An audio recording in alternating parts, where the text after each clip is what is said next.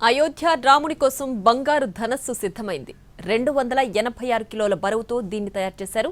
ఇందులో బంగారం, వెండి, ఇతర లోహాలను కలిపి ధనస్సును తయారు చేశారు. ధనస్సును తయారు చేసేందుకు 1,10,00,000 ఖర్చవుతుంది.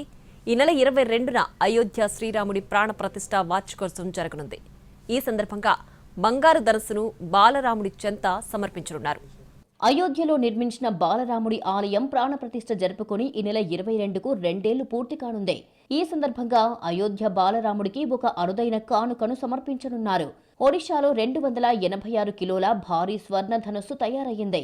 జగన్నాథుడి ప్రతిమతో కూడిన అద్భుత కళాఖండం ఆ ధనుస్సు తొలుత పూరీ క్షేత్రానికి చేరుకుంది. ఇక్కడి భక్తులను విశేషంగా ఆకట్టుకుంది. అయోధ్య రామ మందిరానికి ఒడిశా ప్రజల భక్తికి చిహ్నంగా భారీగా వెండి, బంగారంతో తయారు చేసిన ధనుస్సు ఇది.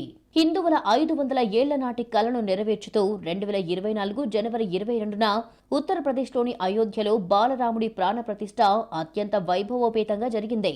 ఇటీవలే అయోధ్య రామాలయ నిర్మాణ పనులు పూర్తి కాగా అందుకు గుర్తుగా ప్రధానమంత్రి నరేంద్ర మోడీ జెండాను ఎగరవేశారు. ఈ సందర్భంగా అయోధ్య బాలరాముడికి అరుదైన కానుకను సమర్పించనున్నారు. జగన్నాథుడి ప్రతిమతో కూడిన ఈ అద్భుత కళాఖండం భక్తులను విశేషంగా ఆకట్టుకుంటోంది.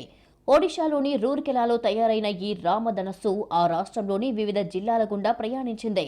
ఈ ధనుస్సు తయారీలో కిలో బంగారం, 2.5 కిలోల వెండితో పాటు రాగి, జింక్, ఇనుము వంటి లోహాల మిశ్రమాన్ని వాడారు. ఈ రామధనస్సు 8 అడుగుల పొడవు, 3 అడుగుల వెడల్పుతో గంభీరంగా ఉంది. పూరి జగన్నాథుడు, అయోధ్య రాముడు ఆధ్యాత్మిక సంబంధానికి గుర్తుగా ఈ ధనుస్సుపై శ్రీ జగన్నాథస్వామి విగ్రహాన్ని, ఫిలిగ్రీ కిరీటాన్ని అద్భుతంగా చెక్కారు.